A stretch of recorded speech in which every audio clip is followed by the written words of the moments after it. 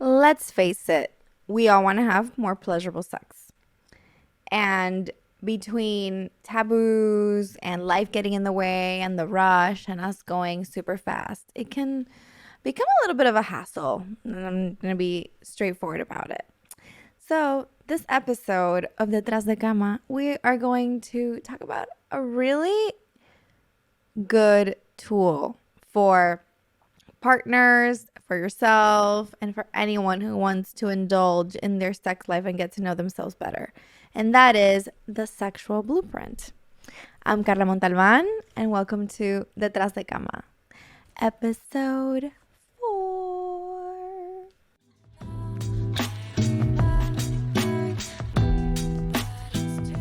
All right, so we talked a little bit about some questions and boundaries in the last episode, and I want to give you something to work with for this one because this is about having fun, having pleasure, and I think one of the most important things that we can harness to have pleasure and have a great sex life is we can use all these tools that are emerging nowadays. And one tool that I really love and that I oftentimes give to my clients is the Erotic Blueprint.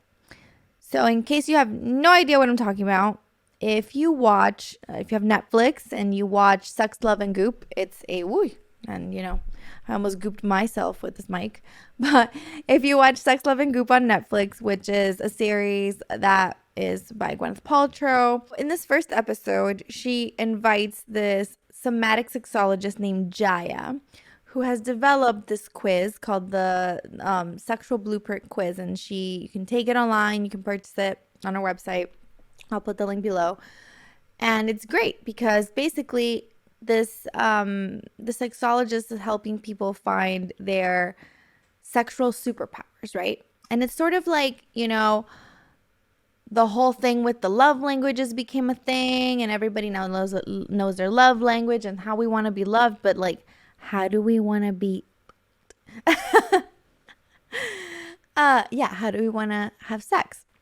And I'm going to break them down. So the first one is energetic. And the energetic blueprint, and just before I keep going, we all have a little bit of all of these. It's just that some of them are more dominant than the other. But for people with the energetic dominant blueprint, they can actually reach orgasms without being touched.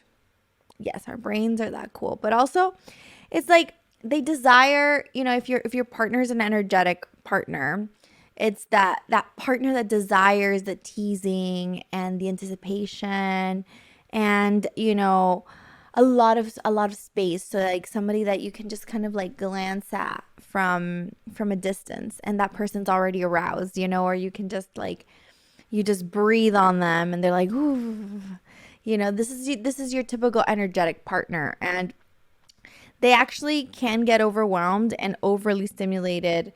So, they want to feel safe with their partner. They want to feel like they really are being loved. They want to feel that like gentle touch. And that is one of the best things about them. And if you have an energetic partner, these are some of the things that you might be able to do, sort of engage more on that longer distance thing. And I don't mean go to a different country. I mean more of like, glance at them from across the room and sort of wink at them. And when you're close to them, just hold them and don't overly stimulate them because then you'll lose them. And that's a good way to go. The second one is the sensual blueprint type. And these are the romantics, the Shakespeare loving, petals on the bed types. The lights are dim, the candles are on. They want their bodies to be aroused and loved and touched, and they want their senses to be involved. So,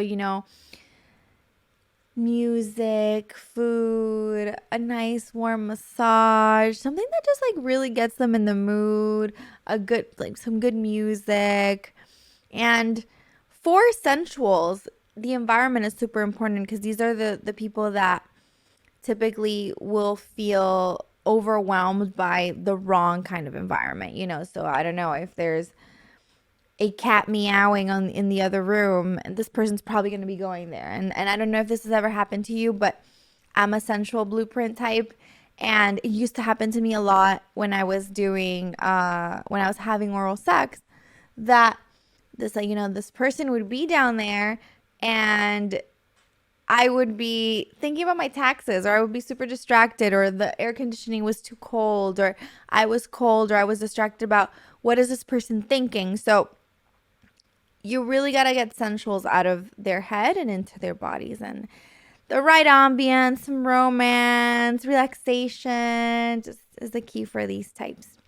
Then the third type is the sexual blueprint. And sexual types, these are very eager to, get like right in the action. So this is like the typical partner who is like always ready, right? So like they're very genital focused. They need to have their genitals pleasured in order to be able to have an orgasm, and for them to like, and they're very quick. They're quick to get aroused.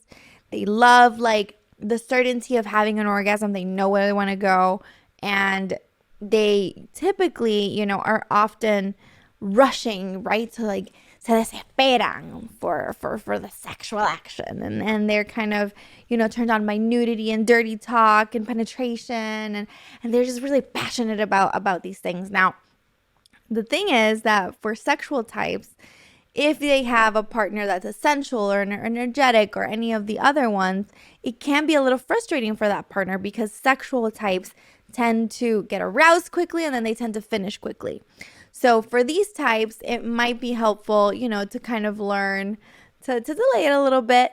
But if you do have a partner that's a sexual and you are another type, just know that for them, it's quick, dirty, go for all those things that like porn teaches us. So the sexual types are kind of like what we see a lot in porn. And then number 4 is the kinky types. And by kinky, I don't mean, they like to be whipped, which they might, but these are the creative lovers. Whatever your kink is, maybe your kink is, pushing the edges of your partner, having your partner kind of like scratch you a little bit with their nails. It doesn't necessarily mean that, you have to have a Christian Grey room in your house or anything like that. But they enjoy the taboo, and they enjoy pushing the edges and mixing it up with power play. And so maybe one day one of you is tied to the bed while the other one does all the pleasuring, and then you switch. Or another day, whatever works for you, whatever your kink is fine. They actually don't need genital stimulation to reach orgasm, just like the sensuals and the energetics. The kinks are so good with their imagination, and that they don't need to have genital stimulation to come. And then finally, number 5 is a shapeshifter. And shapeshifters are sort of like these people, just like they have it all, they get a taste of the rainbow, because they're just a little bit of everything. They're just kind of like they're umami, and they love it all. They like variety and exploration, and they want to have their sexual juices going. One day they're sexual, another day they're sensual, another day they're energetic, another day they're kinky. So like with these kind of lovers, like variety is what works for them, and sort of keeping the nuisance up. So if you want to find out your type, you can take the quiz online. But I do want to say, I think this is a great tool, especially because aside from getting to know yourself, you can get to know your partner. And you both can sort of get to know each other in this new way. And I would say find out more. There's tons of information online on each of these. And if you guys want, I can explore maybe we can do an episode, like one for each, where we bring out all the toys.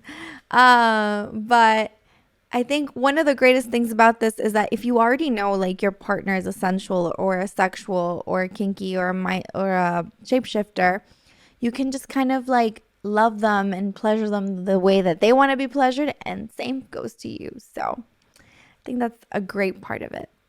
And I wish you much love and orgasms. But this episode has come to an end. If you liked it, then give us a follow, comment, let us know how we're doing, what you want to see more of, what you don't want to see. Just give us some more of that, chicha that we need to keep this going. And we'll see you next time. Ciao.